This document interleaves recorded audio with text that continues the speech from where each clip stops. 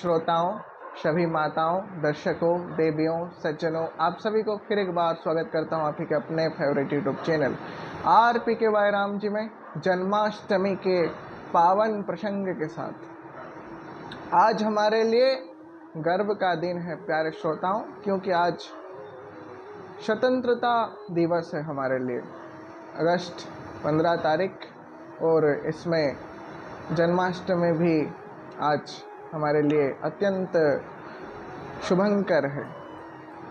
भगवान श्री कृष्ण का जो प्रागट्य हुआ था वो भाद्रव कृष्ण पक्ष अष्टमी तिथि में हुआ था। जैसे अंग्रेजों के जमाने में भारत पराधीन था, वैसे ही एक पल था प्यारे श्रोताओं, जब कंस, जरासंध आदि राक्षस द्वापर में अपना दबदबा जमा रहे थे और इस संसार को आतंकित कर रहे थे। तब दुष्टों के संहार के लिए और अपने भक्तों के उद्धार करने के लिए भगवान खुद रसराश रसिकेंद्र मौली साक्षात परम ब्रह्म परमात्मा श्री कृष्ण प्रकट होते हैं। जब भगवान प्रकट होते हैं तब ऐसे कहा जाता है कि आकाशे उदय निशा करो गोविंद उदर बाहर तेजे उज्ज्वल बंदे घर तिले है नदी से अंधार। भगवान के प्रागट्य में जो बंदी गृह था, जो कारागार था, वो तेजमय हो जाता है, जो रोशनी फैल जाता है, और वही रोशनी भगवान के जीवन काल में सदा झलकता रहता है।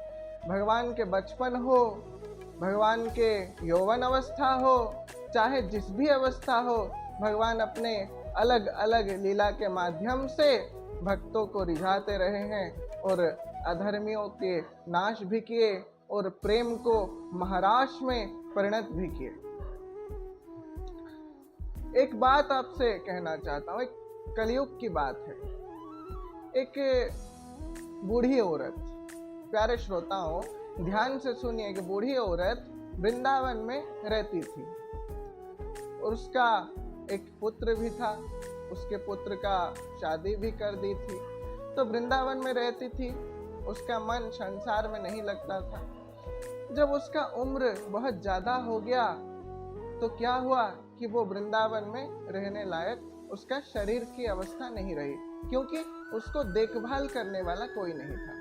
तो वो दिल्ली चली आती है अपने पुत्र के घर रहने के लिए। तो उसके पास भगवान का एक सुंदर मूर्ति था प्यारे श्रोताओं, भगवान श्री कृष्ण का गोपाल स्वरूप। तो उसी भगवान श्री कृष्ण को वो अपना पुत्र मानती थी। तो एक बार क्या हुआ कि जन्माष्टमी के दिन पर वो तो सेवा करने लायक उसका शरीर नहीं था, बहुत बूढ़ी हो चुकी थी।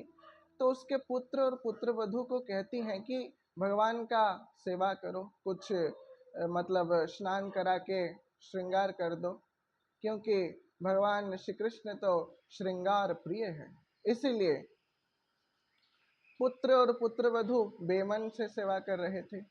तो सेवा करते करते क्या हुआ, उसी दिन हाथ से मूर्ति छूट गया और नीचे गिर गया।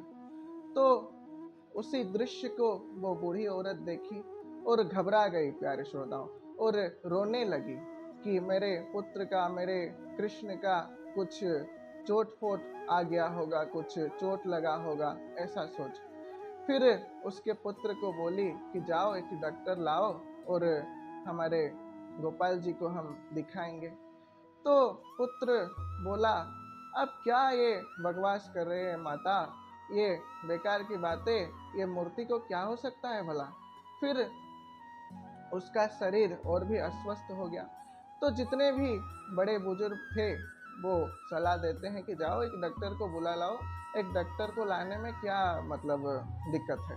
फिर एक डॉक्टर आते हैं और स्टेथो अपना लाते हैं, और जब भगवान के वक्ष देश पर वो स्टेथो लगाते हैं तो क्या देखते हैं परम चमत्कार हुआ, अत्यंत बड़ा चमत्कार हुआ कि भगवान का जो धड़कन धड़क रहा था, हृदय धड़क रहा था, मूर्ति नहीं थी प्यारे श्रोताओं, वो जीवित थी। इसीलिए कहा जाता है सच्चिदानंद रूपाय विश्वोत्पत्त्यादि हेतवे तापत्रयम् विनाशाय श्री कृष्णाय वयं नुमः।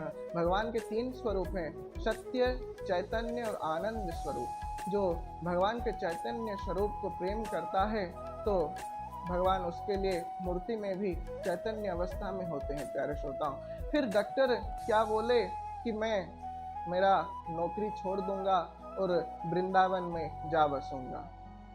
फिर डॉक्टर अपना जो बैग था वो वहाँ छोड़ दिए और अपने जब से रिजाइन करके जब वृंदावन जा रहे थे, उसी घर से जा रहे थे, तो वो बूढ़ी औरत कहती हैं कि डॉक्टर आप क्या मतलब अपने बैग को भूल के जा रहे हो? तो डॉक्टर बोलते हैं मुझे इसकी कोई आवश्यकता नहीं है, मुझसे अब ये कार्य नहीं होगा, मैं भगवान श्री कृष्ण के महिमा से आकर्षित हो चुका हूँ, क्योंकि कृष्ण का नाम है कर्षयति इति ही कृष्ण। कृष्ण इस संसार को आकर्षित करते हैं और कृष्ण को आकर्षित करती हैं श्री राधा रानी, क्योंकि कृष्ण के आलाधिनी शक्ति है श्री राधा रानी। तप्त कांचन गौरांगी राधा वृंदावनेश्वरी वृषभानुसुते देवी प्रणमामि हरिप्रिये।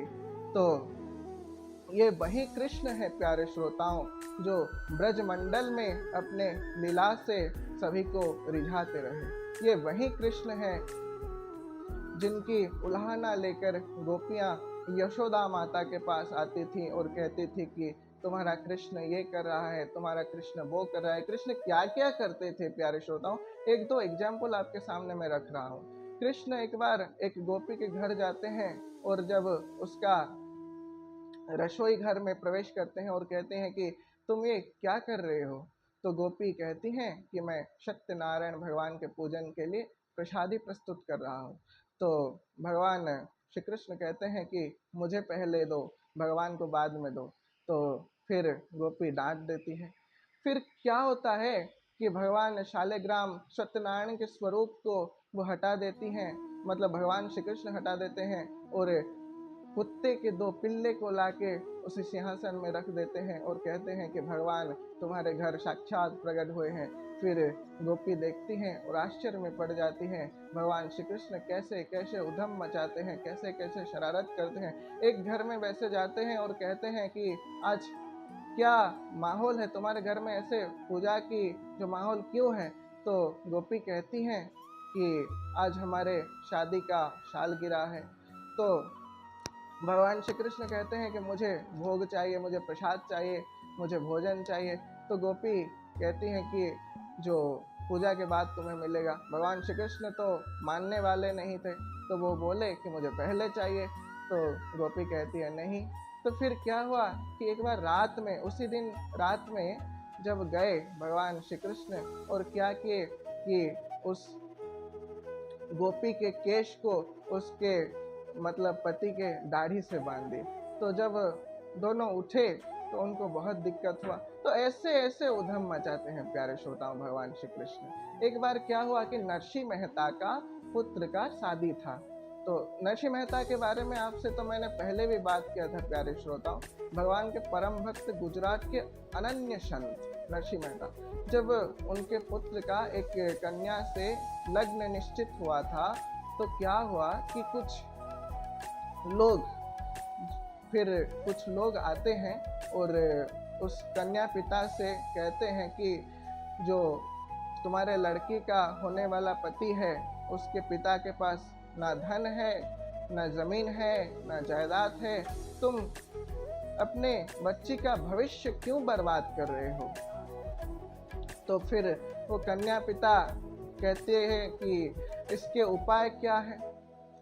तो फिर वो प्रपंचकारी लोग कहते हैं कि कुछ चीज़ों का डिमांड करो। तो डिमांड करते हुए एक पत्र लिखते हैं वो कन्या पिता। फिर वो पत्र नरसिंह जी के पास पहुंच जाता है और नरसिंह जी उस पत्र को देखते भी नहीं प्यारे श्रोताओं, उसको ठाकुर जी के चरणों में रख देते हैं, क्योंकि उनके घर को चलाने वाले तो भगवान श्याम सुंदर है।